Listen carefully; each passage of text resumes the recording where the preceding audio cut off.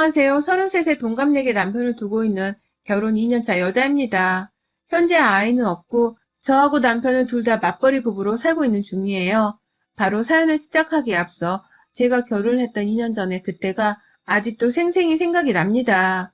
남편이 자신과 결혼을 해주는 저를 무척이나 고마워하고 또 미안해 했었어요.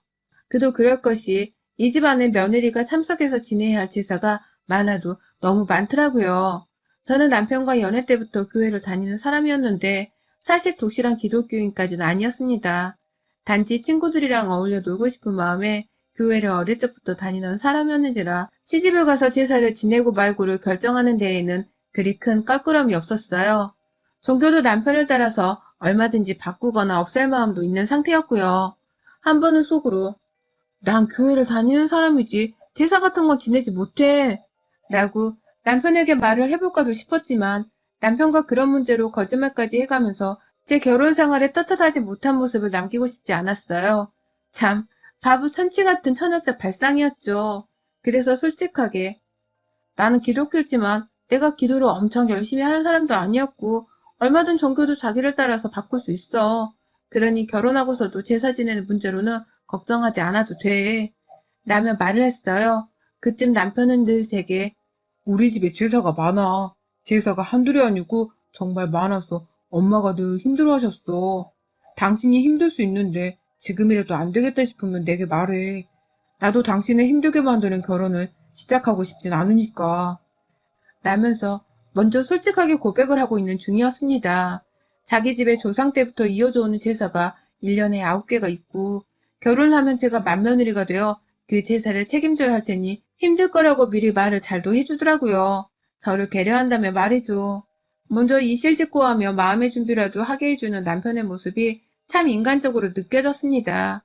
그래서 저도 솔직히 제사를 하기는 싫었지만 그까짓 것들을 할 수 있다면서 남편에게 자신있게 말을 했죠. 이런 배려의 말을 먼저 해줘서 고맙단 말도 했고요. 그래서 남편은 결혼하면서 그리고 그 후에도 지금까지 쭉 제게 고마워만 하며 살아줬고요. 그런데 남편이 미처 말을 해주지 않은 것이 있었습니다. 남편이 제게 다 솔직하게 말을 한 줄 알았더니만 하나 가장 중요한 것을 남편조차 모르고 있던 바람에 제게 전달이 되지 못했더라고요. 악랄하고 여우 중에 상여우임이 분명한 우리 시어머니의 성격을 말이죠. 어머님 성격은 정말 욕을 한 바가지 퍼주고 싶다가도 침을 꼴까닥 삼키게 만드는 마성의 상여우셨습니다. 이런 말을 하고 있는 제가 다 민망스럽고 화딱지가 생길 만큼이요. 지금 결혼한 지가 2년 차라 아직도 시어머니를 적응하지 못한 채로 살고 있었어요. 작년까지는 정말 매년 보는 어머님이 새롭게 느껴질 지경이었죠. 결혼하고서 제사가 9번인데 저랑 남편이 둘 다 맞벌이를 하는지라 하나만큼은 약속을 했습니다. 제사랑 일을 선택해야 하는 바쁜 날이 찾아오면 그땐 눈치 보지 않고서 일을 택하겠다고 말이죠. 그래서 실제로 야근을 하던 날이나 제가 중요한 프로젝트를 맡게 되어 눈코 뜰 새 없이 바빴던 시기에는 제사가 있어도 참석을 하지 않았어요. 비교적 널널한 편이었던 남편이 혼자서 참석을 하곤 했고요. 그럴 때 어머니께 전화로 제대로 말씀을 드렸고 이게 죄송한 일인 줄까지는 모르겠으나 그냥 시어머니 비위를 맞춰드린다면서 못 가서 죄송합니다 어머님 라며 말도 했었어요. 그게 고작 1년에 9번의 제사 중에서 겨우 한두 번에 불과했는지라 어머니께서도 겨우 한 번인데 뭘 일이 중요하지 라며 대답을 해주셨고요. 그런데 시어머님이 결혼 1년 차가 끝나가던 중에 남편이 한 번은 시어머니께 혼자서만 따로 불려간 적이 있었어요. 저랑 같이 퇴근해서 밥 먹고 있는데 네 마누라는 데려오지 마! 라는 말을 하면서 남편만 쏙 부르시더라고요. 살짝 기분이 나쁜 채로 남편을 보냈고 내내 기다렸더니 남편은 꼭 또 새벽에 돌아왔어요. 표정이 잘량해 너무 미안하던 시기길래 왜 그러냐고 물어보니 남편이 망연자실한 채로 말하더라고요. 앞으로 제사는 우리 집에서 지낼 거니까 그런 줄 알라 했다면서 말이죠. 세상에 제가 일 때문에 퇴근도 늦게 하고 몸을 피곤해야 한다는 이유로 이제는 제사를 우리 집에 직접 가져와서 지내겠다 하셨다는군요. 그렇게 해서 제가 늦은 퇴근을 하더라도 조상님께 절 한 번은 꼭 드릴 수 있게 만들어야겠다면서 말입니다. 저한테는 일이 먼저라며 세상 살갑게 말씀해 주더니만 자기 아들 불러서는 어떻게 아들을 홍군형 낸 건지 남편은 얼이 다 빠져서는 시어머니 말을 그대로 전하기만 하고 있고 제대로 본 적이 한 번도 없었나 보더라고요. 시어머니의 여우 같은 성격에 남편이 생각보다 마마보이 같다는 걸 그제서야 알았던 것입니다. 저는 그렇게 그 후 1년에 9번을 시부모님은 제사 지낼 제기들을 가지고 우리 집에 오셨어요. 한 3번 정도를 가지고 다니다가 그 후로는 아예 우리 집 베란다 한켠에 제사 제기들을 다 놓고 다니시기 시작했죠. 퇴근을 하고 집에 오면 시어머니는 왔냐며 저를 맞이해 주는데 기다렸다는 듯이 행동을 바꾸시더라고요. 본인이 내내 앞치마를 메고는 제사 준비를 하다가 제가 퇴근을 하는 순간 본인은 부엌에서 땡 하며 퇴근을 하셨습니다. 제사를 지내려면 빨리빨리 음식 준비를 해야 바로 제사를 끝내고 저도 좀 퇴근 후 휴식을 취할 텐데요. 어머님은 일부러 세워라 내워라 음식 준비를 느려 터지게 하시다가 제가 퇴근을 하고 난 후에서도 제대로 된 음식을 끝내놓지 못하셨어요. 그 바람에 시아버지는 이미 제가 퇴근하기 전부터 화가 나서 시어머니를 재촉하고 계셨고 어머님은 제가 퇴근하는 순간 기다렸다는 듯이 앞치마를 벗어서 제게 주며 말씀을 하셨습니다. 이제 우리 며느리 차례네. 라고 말이죠. 그러면 저는 옆에서 빨리 음식을 만들려고 인상을 잔뜩 찡그리고는 시어머니를 노려보고 계시던 시아버지 눈치를 보면서 그 앞치마를 후다닥 받아들였고 퇴근 후 한 번은 제대로 앉아서 쉬지도 못한 채 요리 준비를 빨리 끝마치곤 제사를 지냈어요. 제사 하나 지내는 것도 절만 한다고 해서 끝나는 게 아니거든요. 그거 다 상위에 올려놓고 시아버지랑 남편이 먼저 절하고 말씀 나누면 그 뒤에 저랑 어머님도 따라 절을 올리고 제사 끝나면 또 상위에 음식을 치우고 냉장고 정리를 하고 설거지를 한다고 일이 아주 산더미였어요. 그걸 어머님은 저에게 먼저 맡기려는 듯 아주 대충 도와주면서 설렁설렁 일하셨고요. 마치 며느리가 들어왔으니 이제는 제사를 혼자 안 지내도 된다는 식으로 그 많은 일들을 일하다 온 저한테 떠넘기려 하는데 저 혼자서 얼마나 가슴이 꽉 막혔는지 모릅니다. 그나마 다행이었던 것은 시아버지 성격이 워낙 빠릿빠릿한 걸 좋아하시는 바람에 일을 빨리 끝내고 집에 가기를 원하셔서 남편이랑 시어머니가 어떻게든 일거리 하나라도 더 도와주려고 하셨던 것이에요. 남편은 처음부터 끝까지 제가 하는 일을 도와주려 안달냈었고 시어머니는 아들의 시아버지까지 재촉을 하면서 나서니 어쩔 수 없다는 식으로 늘 손을 거들었죠. 어떻게든 우리 집에서 하루 정도는 자고 가고 싶은 눈치를 여러 보이시면서 아유, 제사 하나 끝내니 시간이 금방 가네. 그냥 자고 가도 되는데. 라고 말씀을 하셨는데요. 이것 또한 천만다행이게도 저희 시아버지께서 아무 곳에서 잠을 자지 못하시던 바람에 뭘 여기서 자긴 자. 멀쩡한 집을 놔두고. 그러니까 집에서 그냥 제사를 지내자니까 쓸데없이 왔다 갔다 해가지고는 라면서 신경질을 부리시는 바람에 조용히 두 분 다 시댁으로 돌아가셨습니다. 전 정말 저를 위해 주는 남편과 까탈스럽고 빠릿빠릿한 시아버지가 안 계셨으면 절대로 지금까지 버티지를 못했을 거예요. 그게 아니었다면 저는 차라리 기독교인이라고 선언을 하면서까지 제사를 그만 지내겠다고 선전포고를 했을지도 모릅니다. 저는 계속해서 몸도 피곤하고 마음도 피곤하다며 남편에게도 감정이 무뚝뚝해지더라고요. 분명 우리는 아직 신혼인데 우리가 이런 식으로 시부모님을 1년에 9번이나 맞아서 우리 집에서 제사를 지내야 하나 싶었던 것이었죠.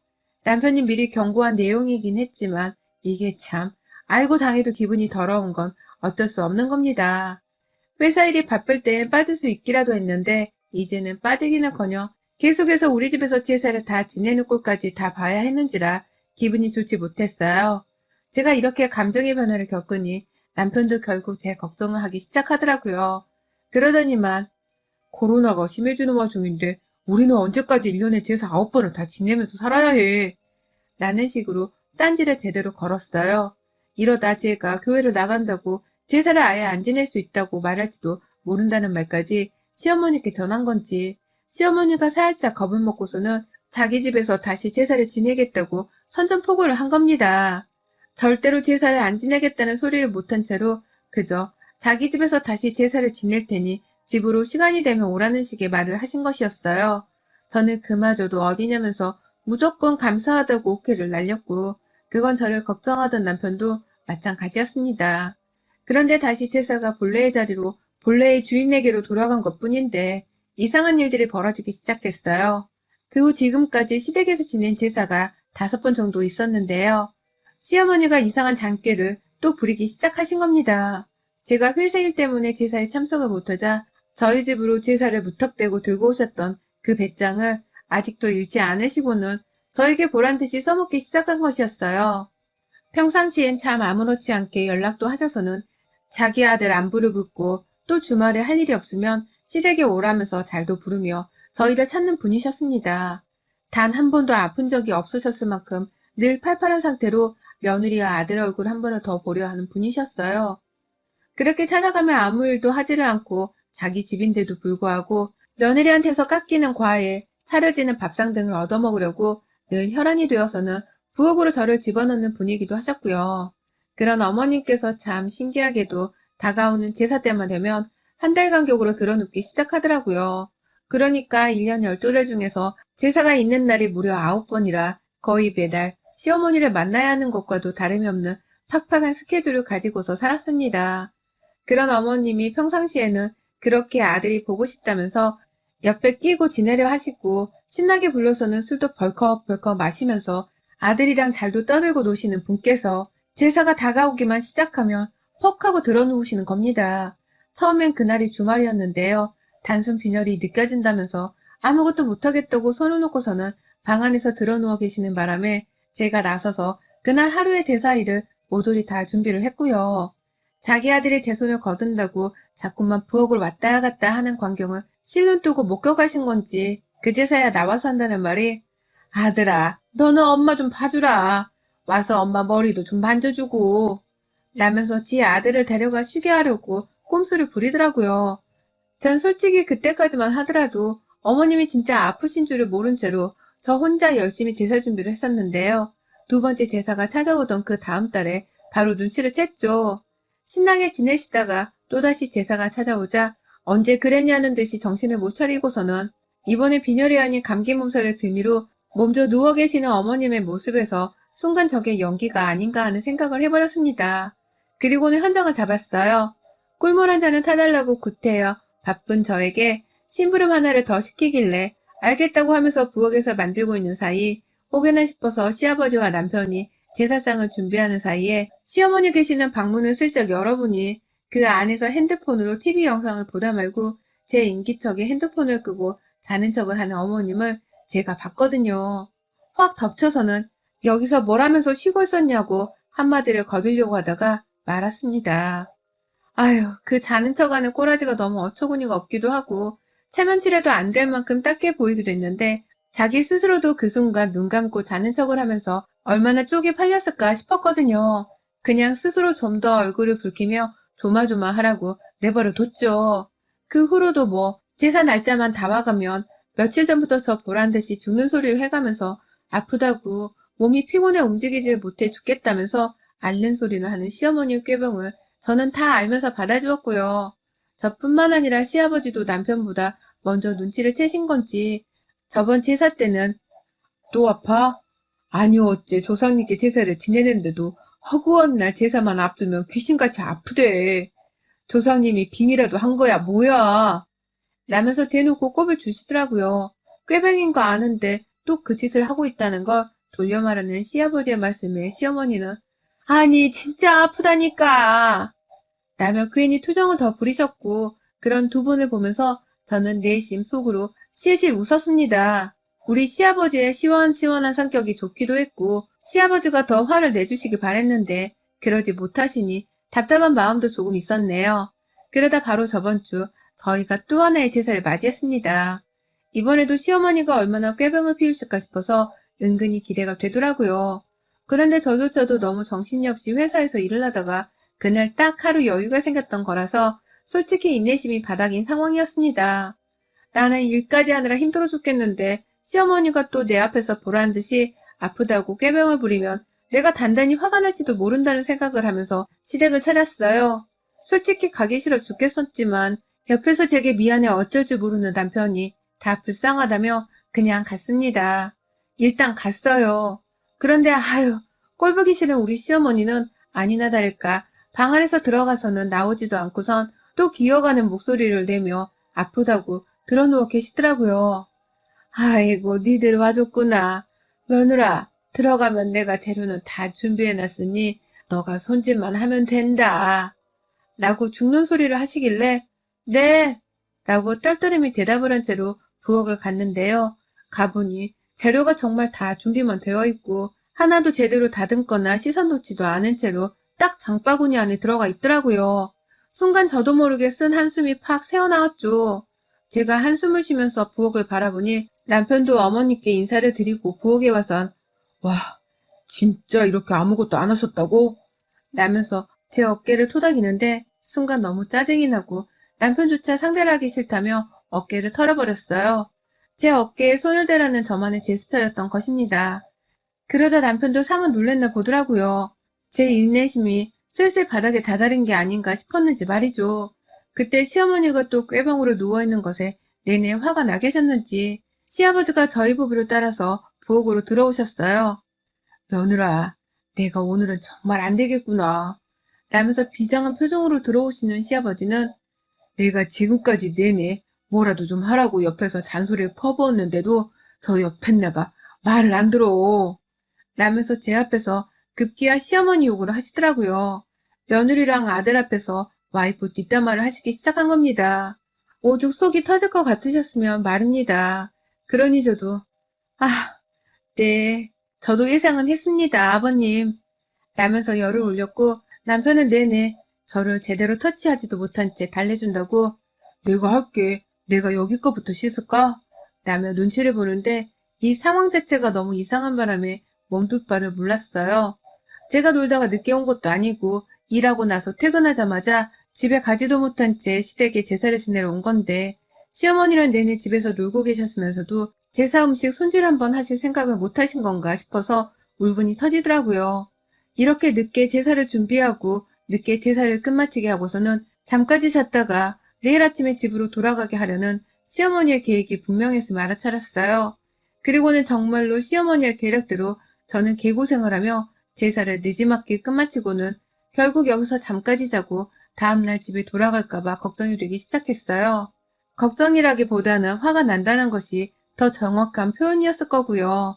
결국 저는 시어머니께 도움을 요청하기로 했습니다. 요청하는 말로 음식 손질을 도와달라고 말을 꺼내서는 만약 내 말을 듣지 않을 시 이 모든 상황을 난장판으로 만들 수도 있겠다는 협박이라도 해볼 참으로 말이죠. 방 안에 들어가니 어머님은 저 보란 듯이 눈을 억지로 꼭 감고 계시더라고요. 안 그래도 많은 주름이 억지로 눈을 감으려 한 바람에 자글자글해 보였습니다. 그런 어머님의 억지스러운 모습을 보면서 저는 가소로와 웃음을 지었고 어머님, 당장 일어나세요. 라면서 자비조차 베풀지를 않은 채 말을 했어요. 어머님은 제 말을 듣자마자 못 들은 척 가만히 계시더라고요. 그러더니만 한다는 말이 나 못 일어나 였고요. 쳇바퀴를 도는 듯 자꾸만 반복되어 일어나는 어머님의 꾀병과 연기력에 감탄을 하는 도중 저도 이제는 봐주지 않겠다면서 재차 말씀을 드렸습니다. 일어나세요. 저 그냥 확 집에 가버리기 전에 일어나서 조금이라도 도와주세요. 라고 말이죠. 저 오늘 어머님 계속 누워있으면 이제 여기 안 와요. 오늘이 마지막 제사고 어머님이 나이 들어 손발 제대로 못 쓰실 때까지 절대로 대신 제사를 지내드리지 않을 거니 마음대로 하세요. 그 꼴 보고 싶지 않으면 지금 당장 일어나세요. 라고 말입니다.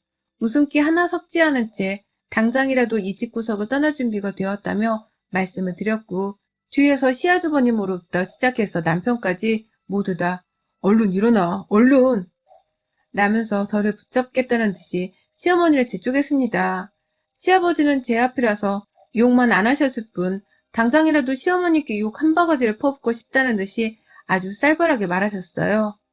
옆엔 내가 진짜 며느리 앞에서 쪽팔린 줄도 모르고 아유 저거 진짜 라면서 과격히 말이죠. 결국 시어머니는 본인 체면이 말이 아니셨는지 일어나긴 일어나셨는데 머리를 지끈거리면서 몸에 힘을 푼 채로 말하더라고요. 아픈 시어머니를 이렇게까지 일시켜야겠냐고 말이죠. 아픈 사람이야지 배려를 해주던지 말던지 할 텐데 아프지도 않은 사람이 끝까지 쾌병질을 하니 미치겠더라고요. 한편의 개그 콘서트를 보는 것 같아서 말이죠. 결국 저는 어머님의 팔뚝을 잡아끌고선 부엌으로 향했어요. 노인네 아프실까봐 힘도 안 들이고서는 옷자락만 잡아 끌었는데 아! 왜 때리니? 라면서 엄살이란 엄살을 다 부리는 어머님의 말씀에 빡이 쳐서는 그냥 팔뚝을 잡아 끌어버렸습니다. 그 길로 부엌에서 온 가족들이 저를 따라 이동했고 남편 혼자 안절부절을 못하는 사이 시아버지와 제가 거의 합동적으로 시어머니를 공략했어요. 손질은 해냈어야 할 거 아니에요. 이러고 제사를 언제 치르고 언제 끝내냐고요. 내가 그러니 미리미리 해놓으라고 했잖아.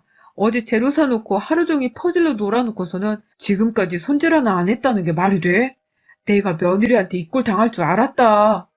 라면서 아주 사방팔방에서 자기를 비난하는 말이 오가자 급기야 시어머니는 머리가 지끈거리다면서 부엌 바닥에 스르륵 주저앉으셨어요. 마치 드라마 속의 빌런의 여주인공이 암에 걸려 남주인공 앞에 쓰러지는 그 안타까운 상황처럼 말이죠. 그런데요, 더 웃긴 게 뭔 줄 아세요? 그 와중에 아무도 시어머니를 이리가 세우지를 않더라고요. 시아버지는 빨리빨리 제사를 치르고 싶은데 마누라 때문에 속 터져 죽겠다면서 아우, 그냥 마음대로 해. 야, 이 옆은네야, 마음대로 해. 라면서 제사를 지내지 말라고 삐져서는 방 안으로 들어가 버리셨어요.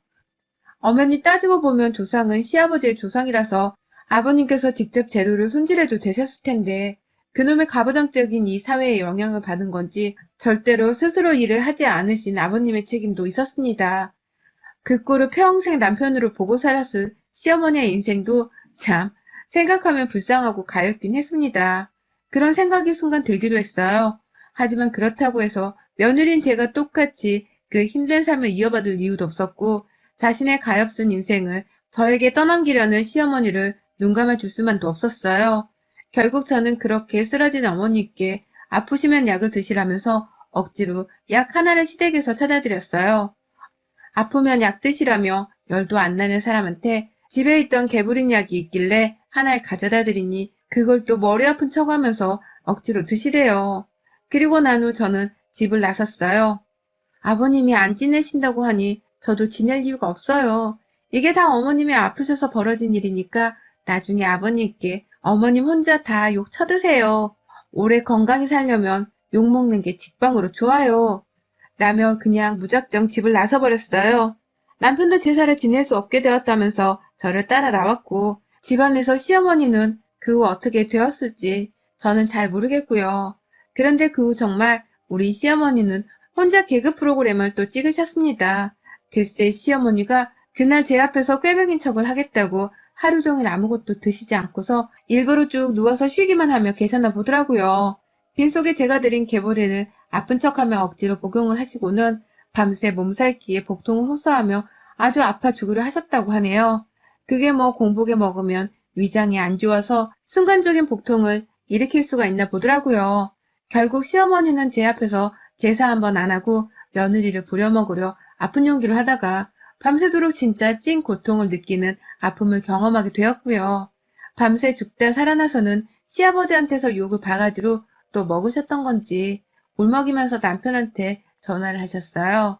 자기가 왜 이 나이가 되도록 제사 때문에 네 아버지랑 싸워야 하냐며 인생을 따져묻는 하소연을 하셨고 남편은 그 소리를 한 귀로 듣고 한 귀로 흘리면서 그래도 며느리한테 그 고통을 똑같이 전가하는 건 아니야 엄마. 제사는 하나로 몰아 하든지 말든지 둘 중 하나는 하자. 난 와이프한테 그 제사 똑같이 물려주고 힘들게 할 생각이 추워도 없으니까. 라는 간결한 말로 전화를 끊어버렸습니다. 어머님도 느끼신 게 많았던지 한참은 시아버지랑 제사 문제로 실랑이를 한다는 말을 남편을 통해 들었었고요. 저는 이대로 내 평생 시어머니와 이런 식의 갈등이 생길까 싶어서 다음 제사는 절대로 참석을 하지 않기로 했어요. 다음 제사뿐만 아니라 올 한 해 제사를 통으로 비우며 시어머니를 힘들게 해서 어머님이 어떻게든 스스로 시아버지와 맞서며 제사 횟수를 줄이실 수 있도록 하려고 합니다. 그래서 제가 미래의 제사고 뭐고 더 이상 결혼해서 시댁 문제로 힘든 일이 없길 바라고요. 여러분의 생각은 댓글로 남겨주세요. 오늘도 시청해주셔서 정말 감사합니다.